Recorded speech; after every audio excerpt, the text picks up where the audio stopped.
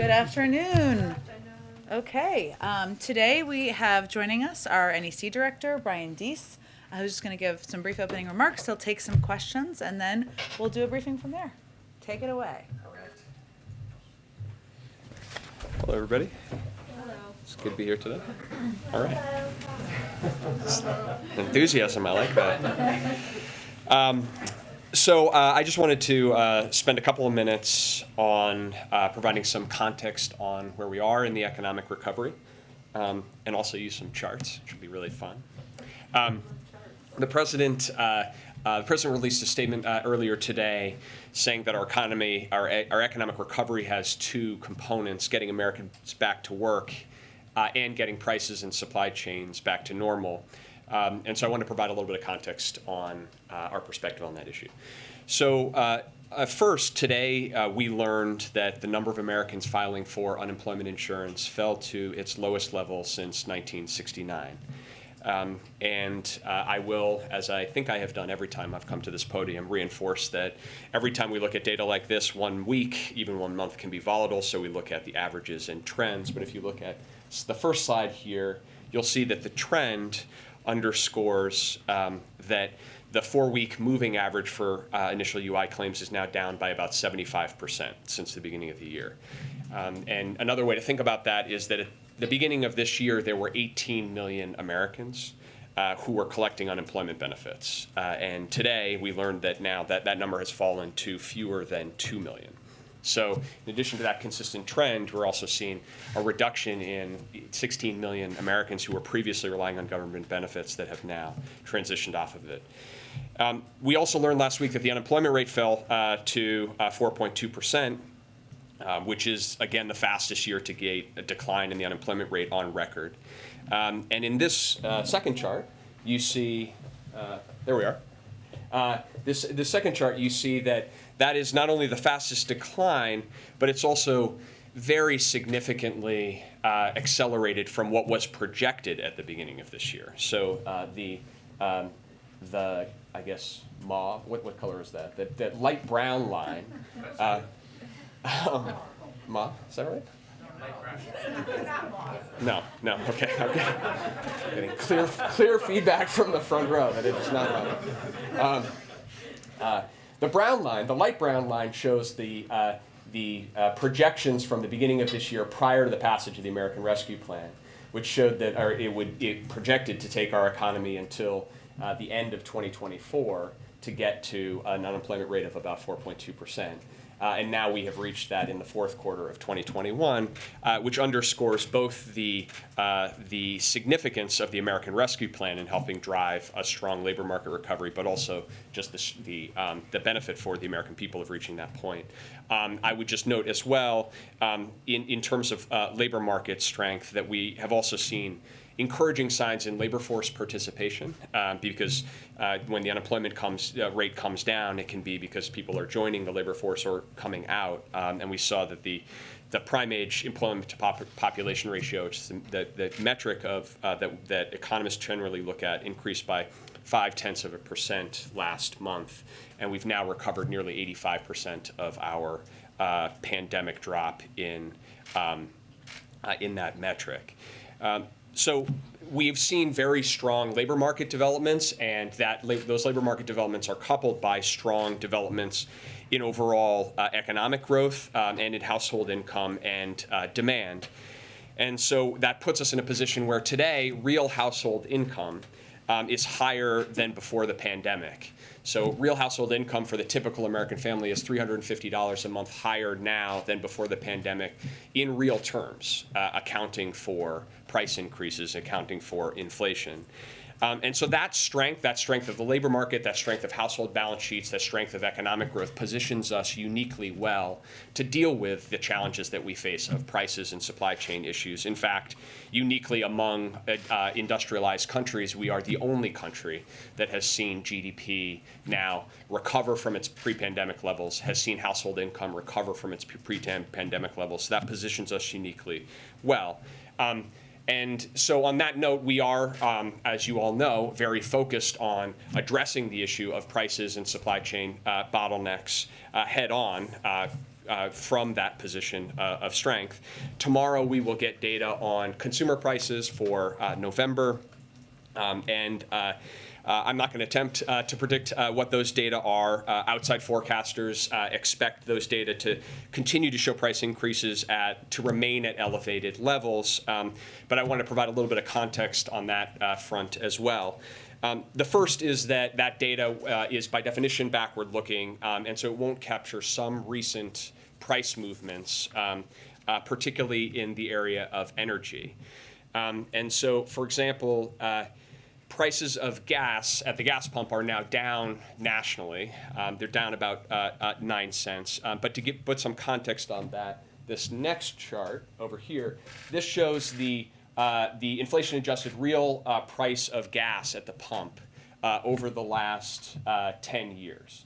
And what it shows is that on average, over the last 10 years, and in fact, this is true over the last 20 years, the average price at the pump for a gallon of gas has been about $3.13 in real terms, inflation adjusted. And so today, 20 states now have pump prices that are below that 20-year average. And as prices come down nationally over the next couple of weeks, as we expect and hope that they will, we hope to see more states falling into that category. Those price reductions will not be reflected in the data for November. In addition, this week we've seen natural gas prices fall.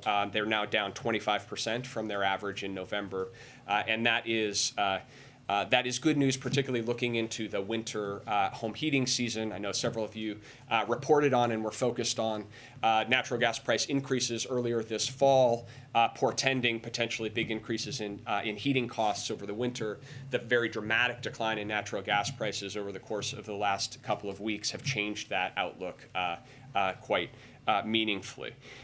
So these declines are delivering, most importantly, some benefit to consumers and some benefits to consumers on a go-forward basis that won't be reflected in that data. Secondly, we've seen some near movements on other commodity prices over the course of the last couple of weeks. We've seen shipping costs to move a container from Asia to the United States come down by about 25% over the course of the last couple of weeks. The price of wheat, the price of pork has come down, and importantly, used cars as well. I know many of you have seen and tracked in some of the recent price data that used cars have played an outsized influence. There's been challenges in the used car market, including relating to reflecting the fact that rental car companies sold off their fleets and were buying back. We anticipate that some of the recent decline in used car prices at the wholesale level indicates that we may see prices decline there as well. Again, that won't be reflected in backward-looking data from tomorrow.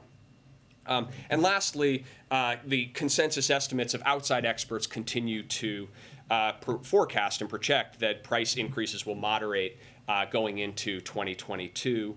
The blue chip consensus for core PCE inflation, for example, by the fourth quarter of next year is down to 2.2%. For example. So that's, I think, important context for all of you in thinking about the data releases, but most importantly, from our perspective, it is a reason to redouble our efforts to focus on both the immediate term and the medium-term steps that we can take to try to address prices and bring down costs for families. That's what we're focused on with respect to our supply chain work, our energy price work, and of course, in moving the Build Back Better Act, which will do more than any piece of legislation in modern American history to reduce costs for families. So with that, I will open the floor. Thank you, Jen, and Brian, thank you for being here. Jumping off right there on Build Back Better, as you anticipate and wait for this new data tomorrow, and I think there's also going to be a new cost estimate of Build Back Better requested by Republicans. How concerned is the White House that it will complicate your efforts to win over those moderate Democrats like Joe Manchin? Well, we are quite confident that if the question is what can we do to address the costs that are most pressing to American families, that if that is the debate and that is the discussion, then the case for the Build Back Better Act is only gets stronger, and that we are building momentum around that set of arguments. If you step back and you think about a typical family's budget, and what they have to spend on expenses in a typical month, about 60% of those costs fall into housing, healthcare, prescription drugs, childcare, and transportation. That's what the bulk of a family's budget is made up of. And on each of those areas, the legislation that the president has prioritized and is moving through Congress would address and reduce those costs. And so I think that if that's the debate and that's the question, how can we address those costs that families are facing? Again, the Build Back Better Act will do more to lower costs than any piece of legislation in modern American history. And so we feel quite enthusiastic about being able to make that case. One quick follow on inflation. Fed Chair Jerome Powell said that transitory is no longer the right way to describe inflation. He said it now appears that factors pushing inflation upward will linger well into next year. Given that, do you believe that this inflation is now more entrenched and not transitory? What we believe is that price increases elevated at the level that we're seeing hit American families in their pocketbooks, and we need to do everything that we can to address those directly. We also believe that the strength of our economic recovery, the strength of our labor market, and the strength of wage increases and the steps that we've taken to try to provide some relief to American families position our economy and American households uniquely well to address what is a global issue around price increases in the context of supply chains and otherwise. But is Powell right? Will these increased prices last through next year? Well, I am not going to get into the prediction business, other than to say, and I'll echo what I noted at the beginning, is that most outside independent forecasters continue to see price increases moderating meaningfully over the course of next year. Mary? Along the same line, the president did try to set expectations in his statement today, saying you expect inflation numbers to stay high, but that doesn't reflect the reality. So when do you expect the reports will actually reflect this? Well, I would just point to some of the real world data that we're seeing, which is that we've seen gas prices come down, we've seen natural gas prices come down, we've seen real progress in unsticking some of the supply chain bottlenecks that have persisted in our economy. I was noting on supply chains that there's actually now some reporting that the principal concern is on the back end of the holiday season, too much excess inventory, and people have over-ordered. And so certainly these are not these are things that don't work themselves out overnight, and I will go back to what I said at the beginning of this. We never over-index on any one piece of data or any one data release, but we're going to stay focused on what we can do to try to address these prices in the immediate term. Thank you, Jen. Just talking about sort of gas prices coming down, Brian, a group of bipartisan lawmakers, 6 of them from Texas, as you're probably aware, sent a letter to President Biden about not reinstituting a ban on U.S. Oil exports. What is the position of the White House on that, considering the letter was sent explicitly saying that the White House is considering a move to that effect? It's not an issue that we're currently focused on. The president, in our focus on energy markets, has made clear to the team that all options should be on the table to try to address challenges in the market and bring relief to American consumers. That's certainly the approach that we have taken to date in our international engagements, our diplomatic engagements, and actions we've taken, including the exchange and sale from the Strategic Petroleum Reserve that the president announced about 10 days ago. So we'll continue to work on those issues. We'll continue to work with states and localities to make sure that they have the support that they need, but that specific issue is not one that we're currently focused on. Sorry, just a quick follow-up. In terms of sort of your overall, economic growth sort of forecasts from the White House, given the fact that the Omicron variant is spreading rapidly, some economists have started factoring in sort of a slowdown in demand and, for services and hiring in general. What are sort of your expectations, just over the next few quarters in terms of sort of overall economic growth in the U.S.? Well, we, like others, are obviously tracking very closely the questions raised by the Omicron variant and are waiting and watching the information as we receive it with the understanding that we need to know more, but we are learning some. We've seen some encouraging data coming out recently.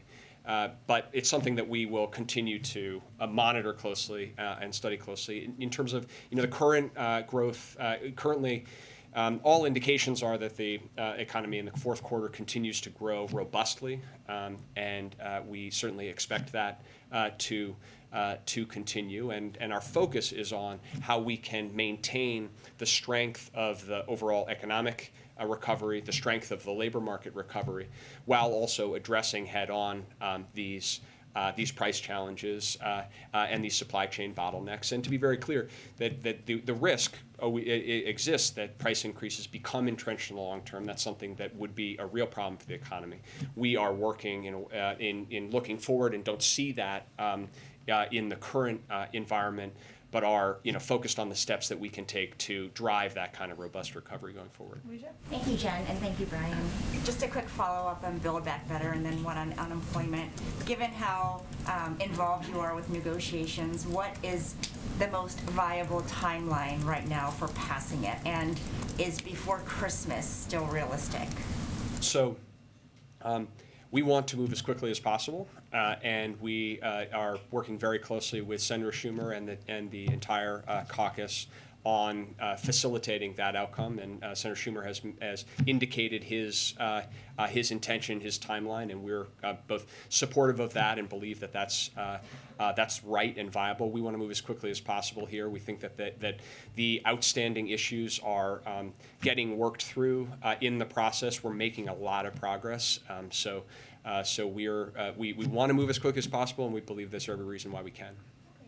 And in terms of unemployment, the system now, and I think you referenced this earlier, doesn't account for gig workers and self-employed who were on unemployment insurance, but then they ran out if they were pandemic related. So is there any way you're tracking the number of those people who might not be included in the numbers but might still be struggling? And is there anything that you can do to help them? So there's sort of two elements of that question. The first is that there were people who were previously receiving unemployment insurance are no longer receiving unemployment insurance, are obviously not reflected in the UI claims, and these reflect the people who are receiving government assistance, and that has come down dramatically, as I said, from 18 million to less than 2 million. Within that category, people who were on unemployment insurance and then come off unemployment insurance, the way to track that data is really to look at the labor force data, because those people could either be in the labor force actively looking for a job, or they could be employed, or they could end up out of the labor force. And so one of the things from an economic point of view, one of the concerns that you have is to track the labor force participation, because if people come off of unemployment but they leave the labor force entirely, then that's an outcome that you hope to avoid. So that one of the positive indications in our current labor market is that what we're seeing is, even as the number of people receiving unemployment insurance has come down dramatically, labor force participation has stayed steady and started to tick up, which suggests that people are coming back into the labor market, finding jobs in many cases, or are actively looking for jobs. But that's the sort of best proxy to get at what I think you're trying to refer to. Thank you. Brian, some of the administration's critics have said over the last few months, as these reports come out and show inflation is rising, that the administration highlighting the bright spots like unemployment is glossing over the reality that people are paying more for food and things, basic necessities.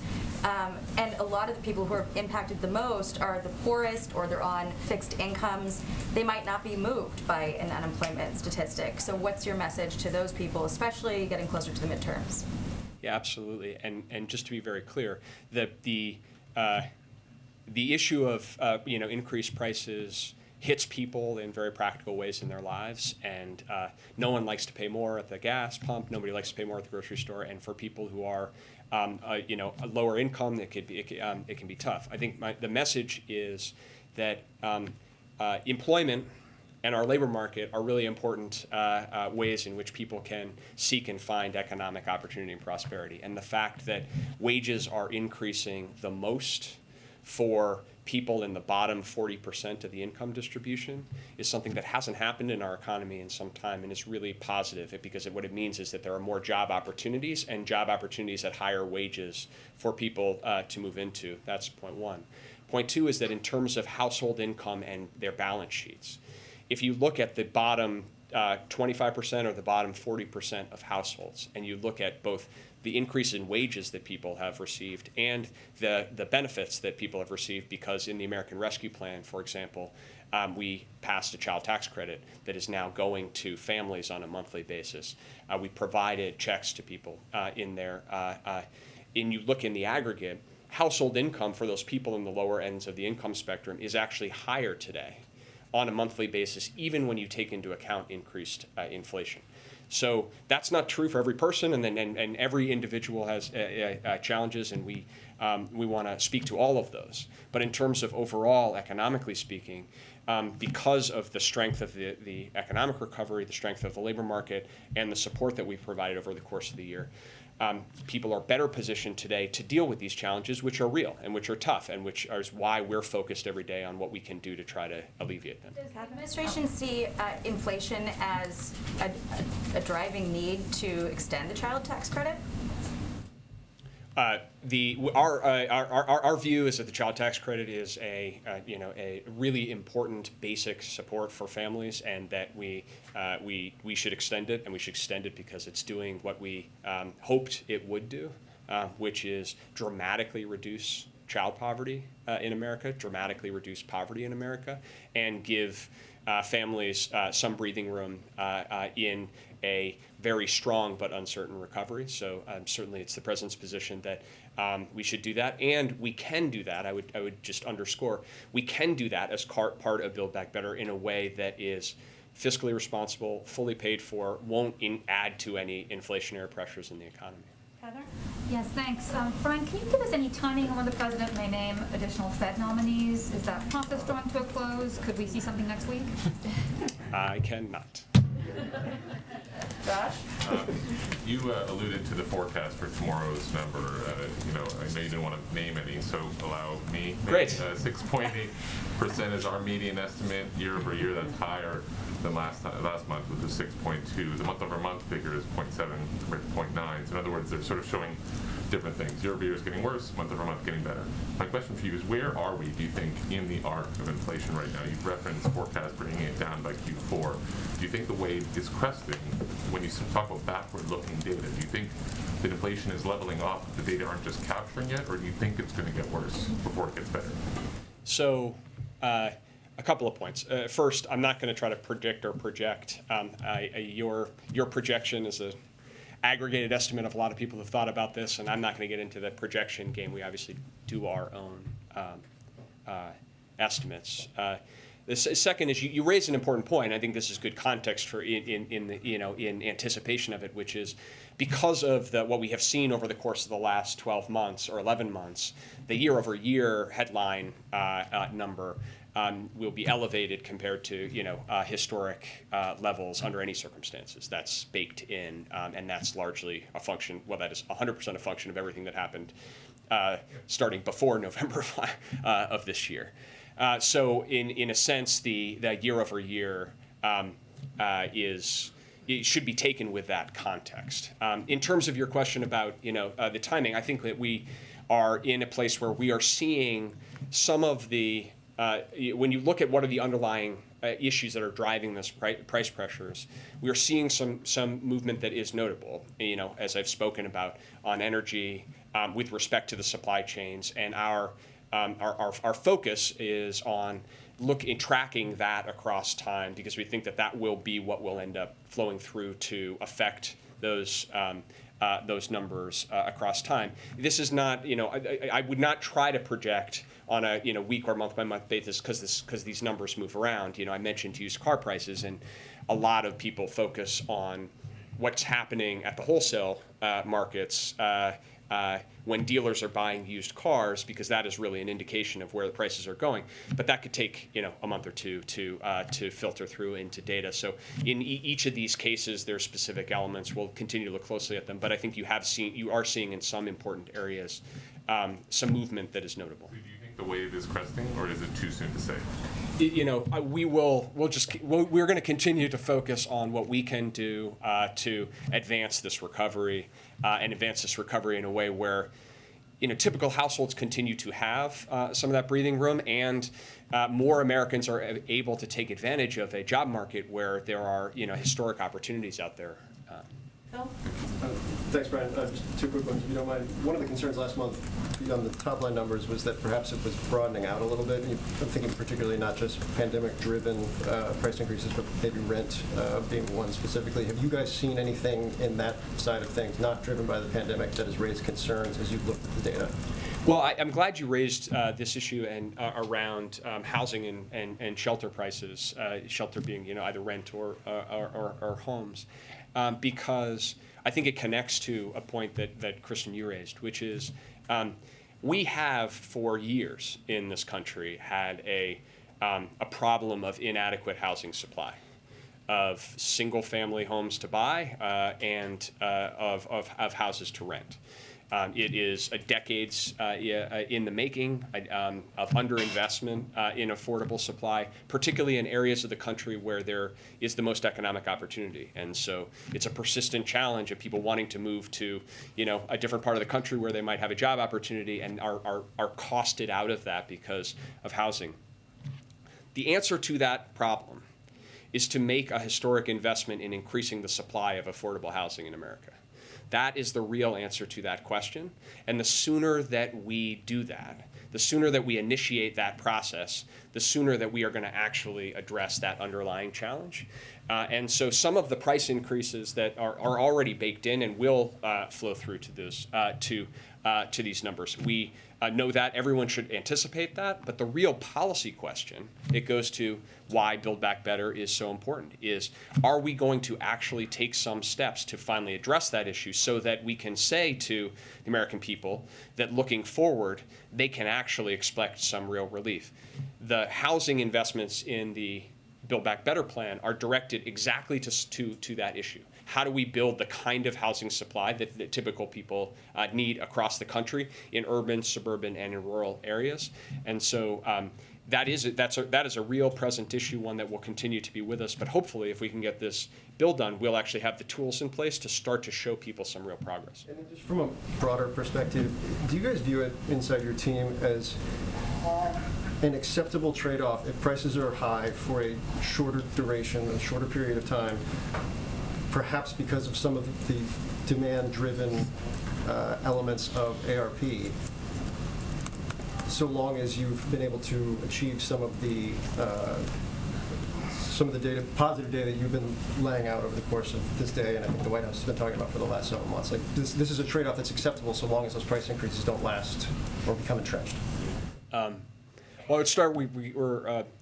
We're humble enough to not suggest that we control all the levers of the macroeconomy, and we're in a complicated, uncertain global environment. And number one, number two, I think that our view, and I think borne out by what you're seeing internationally, is that the challenges of supply chains, of price increases, of the issues of labor supply are persistent across industrialized countries. But what's unique about the United States right now is the strength of our economic growth, the strength of our labor market, and that is in no small part due to the American Rescue Plan. So we're absolutely, not satisfied or want to accept a situation where Americans are paying high prices when they can't afford it.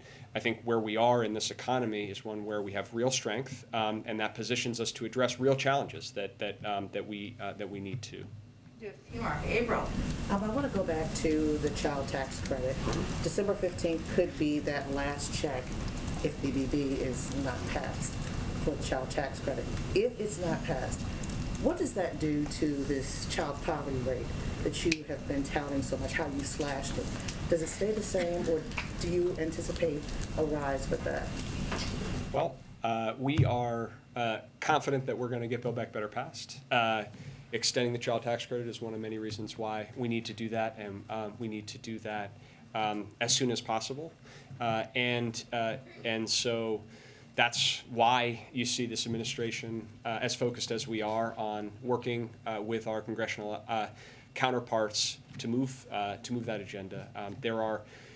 There are multiple elements of this bill where, if you look at costs and you look at how typical household situations, the urgency is very clear. This is one. The lack of affordable housing is another. The lack of affordable childcare is another that is not a tomorrow issue for so many families that are trying to figure out how to get somebody back into the labor market. And so that's the case we're making, and we're confident we're going to get this done. And then on housing, can you talk about the price of new housing as well as existing housing? Part of the problem they're saying with housing prices, new housing prices, it deals with inflation and lumber. The cost of lumber has pushed up the price of housing and the supply chain issue.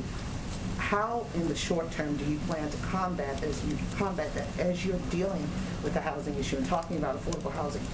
Houses to buy right now are up because of inflation, supply chain issues. Yeah. So it's connected to Phil's question. The prices in the residential market are elevated, but a lot of that is a supply issue. Supply issue is in part connected to near-term supply chain issues, but it is much deeper and longer term about years and years in which we've underinvested in supply compared to the demand in the economy for housing, particularly in certain regions and geographies. The supply chain challenges that are affecting the inputs that go into home building are similar to the supply chain issues we're facing overall. But we've tried to take a dedicated focus in a number of areas. So, for example, we have an hours of service waiver for trucks that move across the country to be able to operate additional hours. We extended that to cover building materials as well. The issue of helping to move product through our ports is very important, particularly for building materials that are being imported. So we're focused on the supply chain issues in general, but as they relate to building materials wherever they can, we're trying to highlight them. All right, let's do Kayla and Courtney, and then I'm going to wrap it up. Go ahead. Okay, thank you, Jen. Thank you, Brian. My first question is on Russia. The U.S. and European allies have pledged severe harm on Russia if it escalates the situation in Ukraine.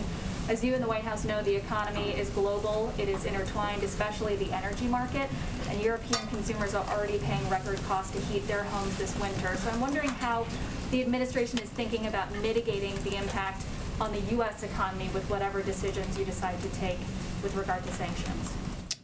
So I will leave the question of sanctions and the impact on our European counterparts to Jake and to Jen. I think they've spoken to them and the sort of dynamic involved there, including as it relates to Nord Stream.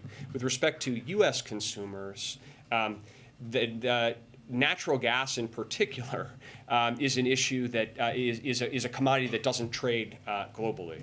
And so the decline that I referenced earlier, 25% decline in natural gas prices since November, that's the price of U.S. Natural gas, which is about, I haven't looked in the last day, but 4 to 5 times lower than in Europe. And that's for a set of reasons, the export constraints. But in terms of the American consumer, looking forward to this winter, there's some positive news in terms of domestic natural gas, and not a lot of flow through to the issues you're raising. And on wages, just to follow up domestically, I think the average American would find inflation more manageable if wages were also going up. And in the last year, inflation-adjusted weekly earnings are down 1.3%. So when can Americans expect to earn more money for the work that they're already doing? Yeah, it's a good question and good context to connect to the earlier question as well. So if you look at wage growth, it's important to look at it through a couple of lenses. The first is, where is that wage growth happening in the income spectrum? And what you're seeing is wage growth today that is fastest and strongest in the bottom half of the income distribution. So for working families that are making less, they're seeing their wages increase more, and in many cases significantly faster than price increases. So that's point one distributionally. The second is in terms of overall household balance sheets, the income that families have. And when you think about a family and them trying to balance their checkbook, or this year, the question is, what was my wage increase, and what was the support that I received through checks from the government, through the child tax credit. And when you take those into account and look at household income, consistent with the data that you just said, the typical family, the family at the 50th percentile, has actually seen their household income increase, even accounting for price increases. Obviously, as we move forward in this recovery, what we want to see is a strong labor market recovery. We want to see wage increases, particularly for those at the bottom, and we want to see a balancing out here of prices. That's the scenario that we're all trying to work toward. Courtney, last one. Can you give an update on the competition council that you're chairing? It's something I didn't hear you mention in the context of all of this. You said it's something that's what? Competition council. Louder. The competition council. You never mentioned it in all of this. Can you talk about some of the accomplishments of that council and what you all are working on right now? Sure. I'm excited for the interest, and we will have. I mean that sincerely. Settle in, everyone. No, I mean that sincerely. And we will be convening the full council around the end of the year, and so look out for that. I can talk about some of the specifics, but I will say that actually, it's consistent with a general philosophy that does interact with a lot of the things that we were discussing here, which is that the core directive in the executive order was to pursue pro-competition policies across the federal government, across agencies, and use antitrust statutes, enforce them robustly across agencies as well. And so this intersects with a number of the issues that we've discussed. I would note positively that the House this week passed a bill on increasing competition in ocean shipping, which is something that we encouraged as part of that executive order. But more directly, you take an issue like the railroads and the lack of competition in that sector. Well, that affects this question of how do we unstick bottlenecks if there's not sufficient competition among rail lines. We talk about food prices, and I think the last time I was here, I was with Secretary Vilsack.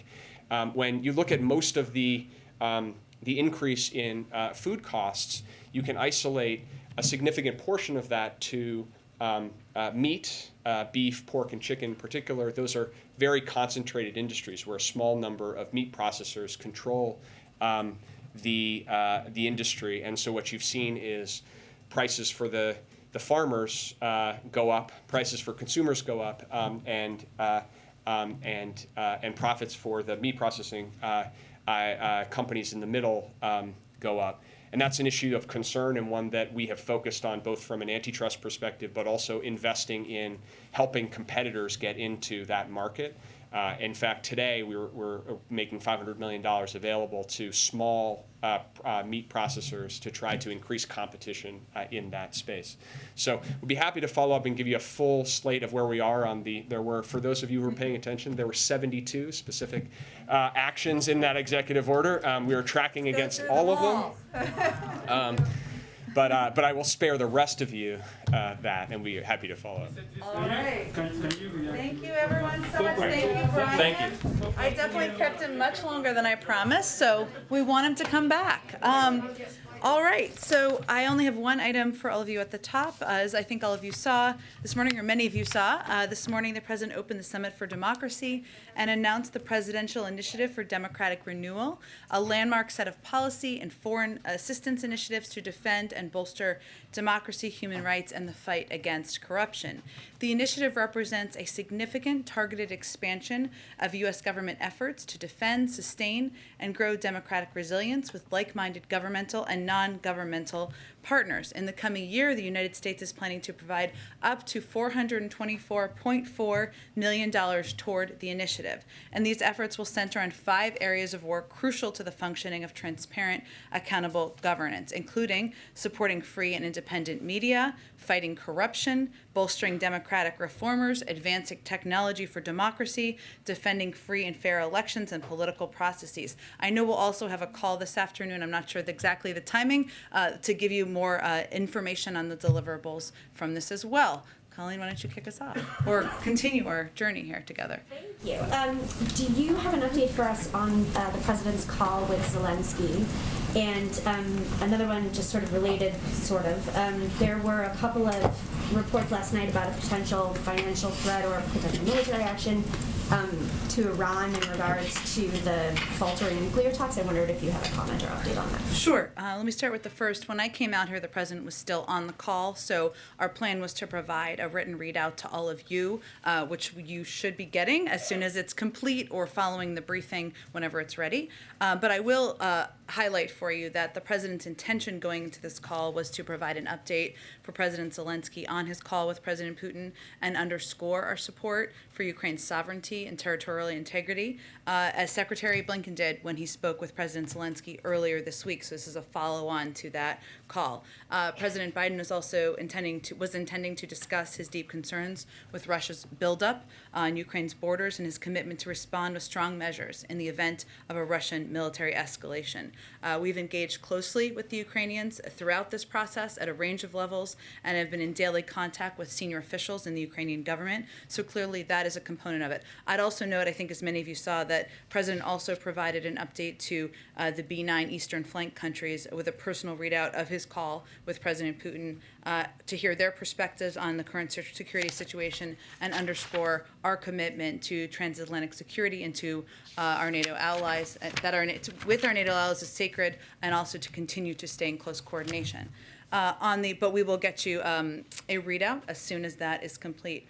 On the Iran question that you also posed second, I do have an update for you. As we've said many times from this podium and elsewhere in the government, President Biden is committed to ensuring Iran never acquires a nuclear weapon and believes diplomacy in coordination with allies and regional partners is the best path to achieve that goal. We believe a diplomatic resolution offers the best path to avoiding a nuclear crisis. However, given the ongoing advances in Iran's nuclear program, the president has asked his team to be prepared in the event that diplomacy fails, and we must turn to other options, and that requires preparations.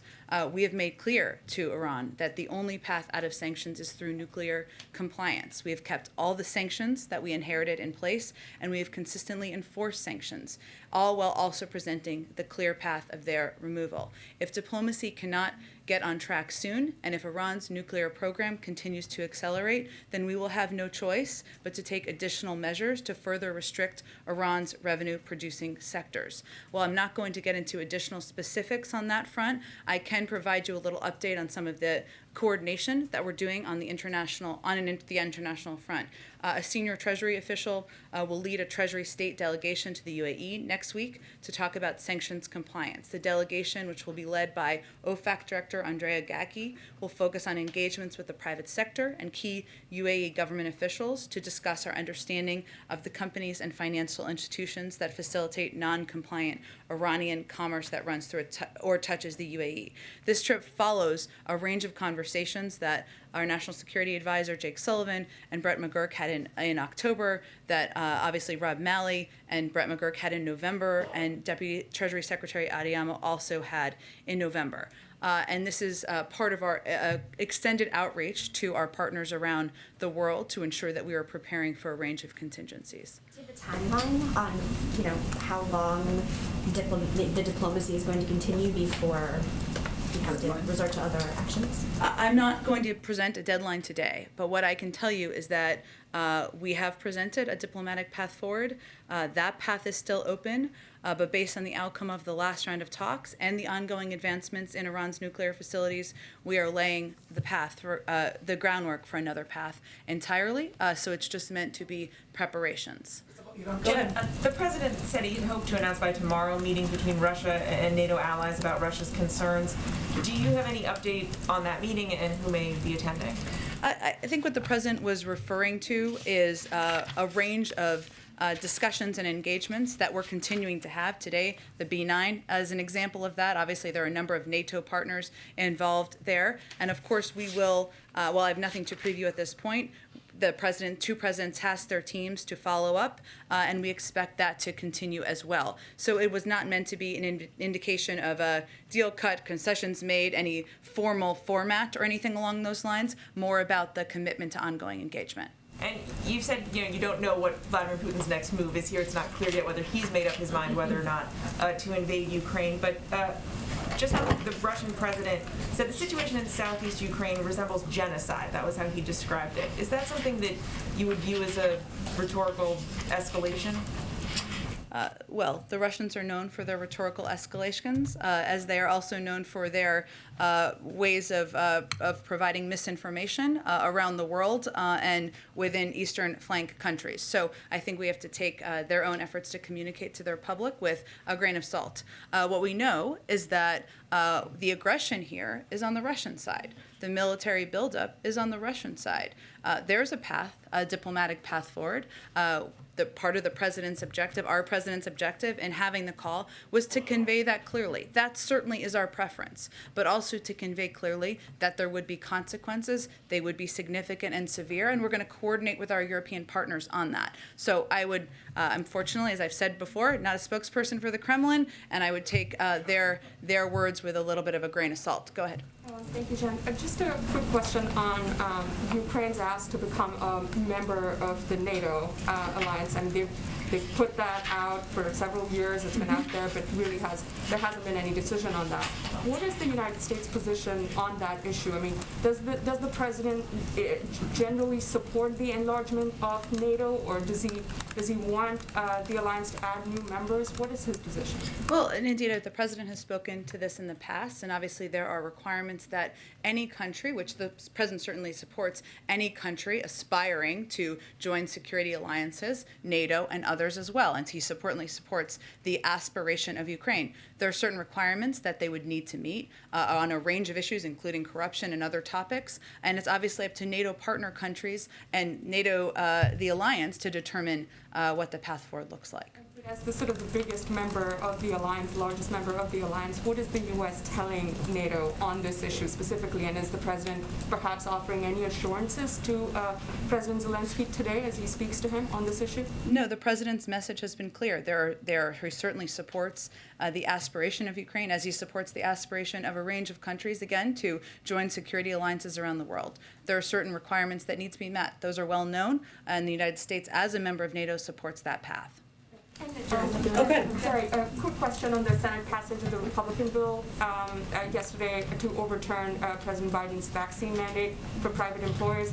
Are you concerned, given sort of the Democratic support that a bill actually was able to get, are you concerned that it perhaps will actually be able to, interest some centrist House Democrats to maybe join in and secure a vote on that? I understand the White House has said that, you will veto the resolution if it lands on the president's desk. Well, I think what's most important for people to know out there and to understand is the reason why the president proposed these requirements, which include not just a vaccine requirement, but also a testing option, testing once a week, which we feel, and I think the American people feel, is quite reasonable in order to keep workplaces safe, keep schools safe, keep stores safe where people are out there Christmas shopping and holiday shopping safe. We also know that it's steps that economists support, it's steps that 60% of businesses have already put in place. So again, we're hopeful that this doesn't come to the president's desk. I can't make a prediction of that. I'd leave that to the vote counters or the whip counters in the House. But if it comes to his desk, he will veto it. Go ahead. Thanks, Jen. Apart from whatever President Zelensky might have asked the president for today, can you clarify what Ukraine has formally requested of the U.S. as they prepare for any potential invasion? Have they requested support for air and naval defense or electronic warfare, as an example? Well, we're not going to get into specifics of private requests made through diplomatic and defense channels from the Ukrainian government. If they want to speak to that, they certainly can speak to that. I would note that there have been requests made over the course of time, and the United States has provided over the course of some time now, I guess, $400 billion, I believe this is correct, $400 million, sorry, billion would be a lot, $400 million in security assistance that we've committed to Ukraine this year as a part of our efforts to support their sovereignty and territorial integrity. And that includes $60 million of security assistance that we announced during the president's visit in September, which we're still providing, we're still delivering to the Ukrainians. So in terms of their specific requests, what they want to convey privately, if they want to convey that publicly, that is certainly their prerogative, but we would not do that on their behalf. And the head of Ukraine's military intelligence service is quoted in the New York Times saying there are not sufficient military resources for repelling a full-scale attack by Russia if it begins without the support of Western forces. Has Ukraine expressed a similar sentiment to the administration, and do you have a response? Again, I'm not going to get into private diplomatic conversations, but I will convey to you, and what the president would convey, has conveyed, I'm sure is conveying directly to President Zelensky. Our objective is to make clear the significant and severe economic consequences if Russia were to invade Ukraine, not just from us, but from the global community. Obviously, it's up to President Putin to decide how he's going to respond to that, what steps he may or may not take as it relates to that. But I think what the public should see clearly, whether it's the Ukrainian public or the global public, is that the United States is standing up for what we believe are democratic values, for the territorial the sovereignty of Ukraine, and our objective is to prevent that from happening. Go ahead. Quick one on vaccines.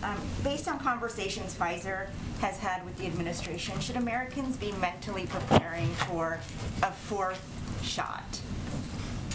I would point you really to what the CDC and our health and medical experts have conveyed, and they will continue to evaluate and assess what is needed for the American people and to keep people safe. But I don't want to get ahead of their reviews of data. Go ahead, Jackie. Thanks, Jen. On vaccines, Amtrak, which we know is near and dear to the president's heart, announced that they will potentially have to cut some long-distance routes because they don't have enough employees to operate when the federal mandate takes effect. And that's despite them reporting on the Hill today that 94% of their employees are vaccinated overall. Amtrak got $66 billion from the infrastructure deal. Now they're talking about having to make cuts. Is this policy undermining the president's own legislation? Well, first I would say, and you touched on this, Jackie, but it's great news that 94% of Amtrak's workforce is vaccinated. That is an enormous percentage of their workforce, to state the obvious. They also still have about a month before the deadline for federal contractors on January 4th, or at least a couple of weeks, 4 weeks approximately. What we have conveyed to employers is that post-deadline, we expect employers will follow their standard HR process. That means for employees not in compliance, they'll go through education, counseling, accommodations, and enforcement. That would be what the process would be to play out. But of course, these requirements, we don't expect these requirements will cause disruptions to services that people depend on. There's some time to implement it. We're of course working with all federal contractors and federal employees and parts of the federal government to implement this moving forward. And then on Ukraine, there are some reports that the U.S. is pressuring Ukraine to cede land to Russia as a way to deter them from invading. Is that true? No, that's absolutely false. Jen, Go ahead. Jen, thank you. Staying on Ukraine, Russian troops are still amassed along the border. Do you have any indication at this point that the president's strategy is working? Well, Kristen, I think it's going to be up to President Putin to make a decision about whether he is going to invade Ukraine and send a message to the global community that he does not respect the territorial integrity of a country, when the United States, our European partners, are sending a clear message that there will be significant economic consequences, severe economic consequences, beyond, as Jake Sullivan said the other day, what we have seen in 2014. So at this point, obviously, you would know if they have made the decision to invade. They have not. But again, it's the ball is in his court. And we know that Ukraine, some lawmakers on Capitol Hill have said that they want more military equipment now. I know we don't have a readout yet of the call, but are there any discussions about potentially sending that equipment now and not waiting until there's further invasion? Well, there is equipment that we're continuing to provide. That is a follow-up from the President Zelensky's meeting with President Biden back in September. So that is something they're continuing to receive. And of course, there are a range of options under consideration, but nothing I can preview at this point in time. More. They're basically saying, yes, that is the case, but given this current situation, they actually want it. Absolutely. I understand that, and they've conveyed that publicly. I don't have anything to preview at this point, but certainly we have been a strong supporter of not only the sovereignty of Ukraine, but also through security assistance, and the president has a long record of that. If I could do one just domestically on the child tax credit, and really just following up on the question that April was asking. Yeah. Are there any discussions about potentially pulling that piece out of Build Back Better and passing it unilaterally as a standalone bill if Build Back Better doesn't pass by Christmas, so that there isn't a lapse? Well, I think April, I don't know where she went. Okay, there she is. I was pointing to her in the ether there. April raised an important point here, which is that December 15th would be the last child check from the child tax credit because it would expire January 1st. One of the reasons that we have been pressing for the passing of the Build Back Better is because there are key components of this package that would lower costs for American families early next year. So when we talk about inflation and we talk about costs and how they're impacting families' budgets, that's why we, Leader Schumer and others, have been pressing so hard to move this forward. In terms of the mechanics of legislative vehicles, I'd really point you to the Senate on that. But again, that is a timeline, and that is something that we are well aware of. And to go back to, I can't remember who asked the question before, maybe April, maybe Jackie, I'm not sure. It is true that in part because of the child tax credit, we cut child poverty in half. I'm not an economist. I can check and see if there's more predictions of what the impact of the lack of existence of that would be, but that sends a clear message about the impact that has had on low-income families, on families who are struggling to put food on the table, and it's been a pivotal contributor to our success in doing that. Go ahead, Yeah, Josh. thanks. I just want to circle back to the President's comments yesterday about NATO allies. He said that he hoped by Friday he would, quote, be able to announce meetings at a higher level, not just with us, but with at least 4 of our major NATO allies and Russia to discuss the future of Russia's concerns relative to NATO writ large. Are these meetings, conversations not happening? And if not, what was he talking about exactly? Well, he has a call with the B9 this afternoon. That's something that includes a number of NATO allies. And of course, we are in touch every single day with a number of NATO allies and partners. And as I noted a little bit earlier, when he had the conversation with President Putin, they discussed and agreed to have their teams follow up in ongoing discussions and engagements. In terms of any other format or forum, there is no current mechanism for that. But right now, our focus is on engaging with the Europeans, many of our NATO allies doing that at a very high level, as the president referenced, and also following up, as was discussed in his call with President Putin. Expect some kind of announcement tomorrow about some sort of conversation with the sort of entities he's talking about accommodations. Not one that I have to predict at this point in time. Go ahead. Oh, go ahead, Catherine. Go ahead. The president today spoke about global press freedom during the summit. Yeah. Just wondering if he's going to commit to holding a year-end press conference. Well, one, I would say that global press freedom is something that he feels is important to stand up for, not just here, but when he is traveling around the world and ensuring that your colleagues around the world who are dealing with circumstances where they are put in jail, they don't have access to any officials, they are restricted from covering global events, human rights abuses around the world. Not that what you don't all do isn't very challenging. I'm not suggesting that, but there are a lot of circumstances around the world that I think even go beyond. I would say the president answers questions multiple times a week. I think he's done it already several times this week. I don't have a formal press conference with embroidered cushions to predict for you at this point in time, but I can assure you that he will take your questions many, many times before the end of the year, and he looks forward absolutely to doing that. Go ahead, Josh. Can I just ask quickly on Iran? Yeah. You spoke to measures you're preparing. Are there particular sectors that these sanctions would be aimed at, or can you give us any more detail about what options are on the table? Sure, certainly understand your question, Josh. I think part of the effort of our OFAC director in going to the UAE to have these discussions is to have these discussions at that level about the range of sectors and options, but I don't have anything else to preview at this point in time. Concerned that existing restrictions are being violated with regards to this trip, like people are finding a way around existing. We're talking about, we have kept the sanctions in place. We're talking about additional steps should they be needed. Obviously, a diplomatic path forward and having a constructive dialogue through the P5+1 format is our objective, but we're preparing a range of options in addition to what we have in place. Did any of the P5+1 other than on these measures? That's part of our discussions, and this is part of our OFAC director's trip is building on conversations that Brett McGurk, that Jake Sullivan, and others have been having in Europe as well.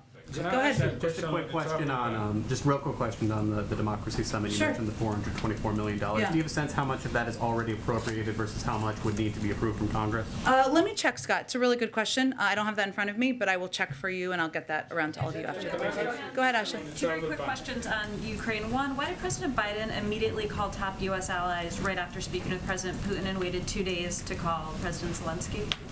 He was traveling yesterday, I think, as you all know, and he was looking forward to having a good, lengthy call with President Zelensky today, which I expect he will do. I would note that we also followed up with Ukrainian counterparts at a lower level than the president, so it was just a matter of scheduling and getting it all on the books. The president also said that combat troops on the ground in Ukraine are currently off the table. Can you give us a sense of what would change that calculation when they would be back on the table? That's not currently part of our discussion or part of our policy calculations, so I don't have anything to predict on that front. Can I ask you Go ahead, question Dylan. on the Thank you. travel ban? On Afghanistan, there's, in recent days, some parolees or people seeking parole have started to be denied who are looking to flee from Afghanistan. I understand this system has been flooded with, I think, roughly 30,000 applications, but some of the lawyers for those parolees or applicants have said that the documentation requirement, including specifying an address or a specific threat, given that it might have been 10 years ago or their home might have been destroyed, is a pretty high standard. Is the president currently satisfied with this system of humanitarian parole, or is there any thought of lobbying Congress for another special parole program? Well, here's what we're doing. I know you didn't exactly ask me this, and you followed this closely, but for others, through Operation Allies Welcome, we're proud to have welcomed more than 74,000 Afghans to the United States and have received funding from Congress to accept up to 95,000 through Operation Allies Welcome through the current fiscal year. So obviously what we're doing now is continuing to process through a vetting process and there are requirements of that, of course, as there should be. That's in addition to Afghans who are admitted through the U.S. Refugee Admission Program and other pathways. You touched on this, Zolan, a little bit, but the infrastructure to support refugee resettlement was decimated by the prior administration. We've been working hard to rebuild that capacity. I would say the success we've had to date of welcoming that number of people is a reflection of the fact that we've made some progress in that regard. And right now, DHS is processing applications for Afghan nationals located outside of the United States who are seeking humanitarian parole based on urgent humanitarian need or significant public benefit reason.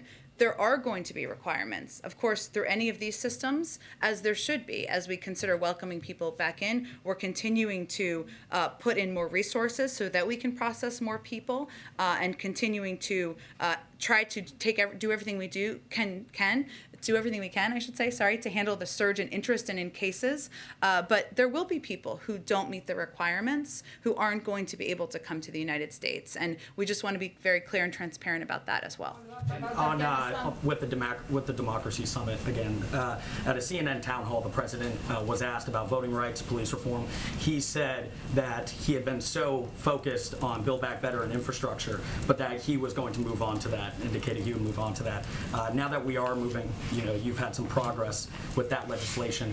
Is there any update towards whether he would be more open to a filibuster carve-out, or just what exactly is he doing when it comes to those two legislative measures, given the summit going on? Sure. Well, one, I would say, as you heard the president say, having a summit like this is an opportunity to discuss how we can all improve our democracies, protect democracy around the world, and do that in coordination with not just leaders, but civil society actors, private sector, et cetera. That's the purpose of this summit. There are dozens of White House staff working every single day on voting rights and this priority. It's fundamental to upholding the rule of law. You've heard the president talk about this many times since he took office. He signed a historic executive order in March. We've worked to double the voting rights staff in the Civil Rights Division. He's appointed the vice president at her request to lead this effort. There are discussions, as you know, in Congress among a range of leaders about how to continue to move this forward, and we are eager, active participants of those discussions. I don't have anything more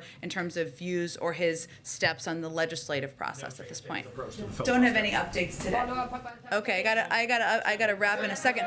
Let me go to AFP. Go ahead. Thank you very much. Go ahead. Thank you. One on Russia, well, one on Ukraine, and one on China, if I may. Could you tell us a bit more about how President Biden views Putin's central argument, which seems to boil down to they don't want Ukraine, A, to enter NATO, but B, also not to have any US offensive weapons or NATO offensive weapons in Ukraine. So when President Biden referred to looking for accommodations, was he talking about cutting some sort of deal with Putin about we won't do this if you don't do that?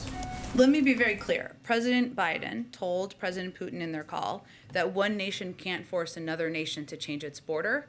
One nation cannot tell another to change its politics, and nations can't tell others who they can work with.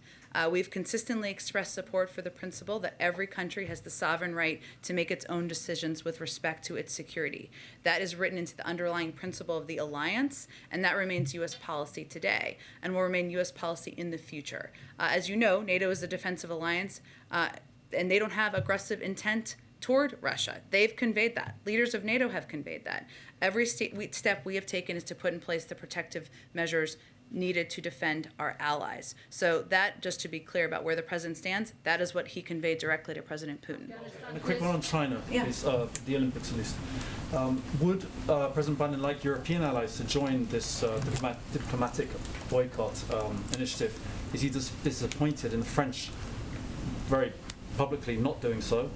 And just more generally, if you're going to talk about genocide in a country, which is right there in the statement, is playing sports at all a kind of a reasonable thing to be doing? Why stop at a diplomatic boycott? Thank you. Well, first I would say this is the decision we made, the United States made. The United States has been a leader in holding China accountable as it relates to human rights abuses, what we've seen in Xinjiang, which again the president and we have referred to as a genocide, and we have taken steps at the global level to lead this effort to put accountability measures in place. As it relates to the Olympics, we made a decision, the president made a decision, that we cannot continue with business as usual, that not sending a diplomatic delegation was making that clear, not just to China, but to the global community. There are others who have followed that same pattern and have taken that step as well. We leave it to other countries to make their own decision. I'm not going to express support, disappointment, or anything like that from here. They will make their own decision. And I will also just paraphrase, and I wish I had the quote in front of me, Senator Romney, where he said, and his quote was better than this, so I'm paraphrasing it here, but that we cannot leave global diplomacy on the shoulders of athletes who have been training their whole lives to compete in the Olympics. If you look back at 1980, and there was a boycott, all of those people who trained for the Olympics, it was left on their shoulders, young athletes who have been training their whole lives. We are sending a very clear message about our view on human rights, but we made the decision not to leave that on the shoulders of athletes. Let me just go to Raquel, and then we got to wrap up. Raquel, go ahead. Raquel, can we let Raquel? Simon, I'm trying to answer your question, and then I'm going to go to Raquel. Okay? Let me. Can I say one thing, Raquel, and then I'll go to you? Simon, we're evaluating every single day. We don't want these to be permanent measures, and it is something that the president is getting updates from his COVID team every single day on. So my question is, the Omicron variant is now in 57 countries. The WHO issued a statement today and said that Africa has 46% of the nearly 1,000 cases globally, but almost 70 countries in the world have imposed travel ban on only black African nations. And the US is among the countries that have imposed sanctions on only 8 African nations when the variant is in 57 countries. Why don't you just lift it or impose sanctions on all the countries that have it? What will you say to those who believe that this is a racist ban that targets only African and black African nations?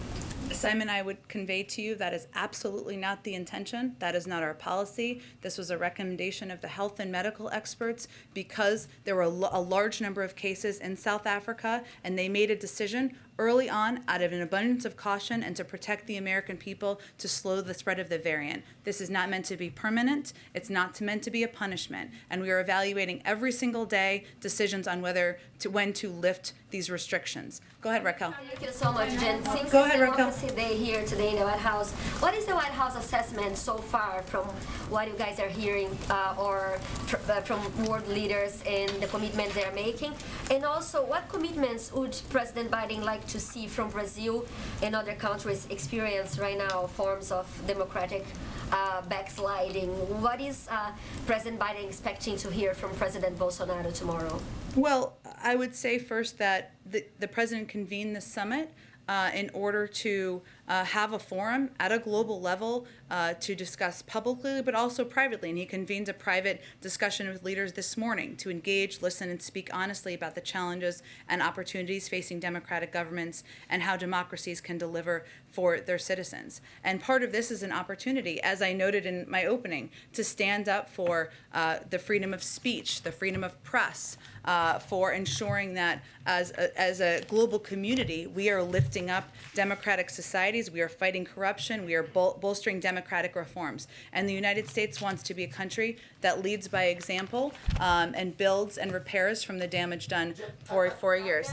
Thank you so much, everyone. I appreciate you. Have a good day.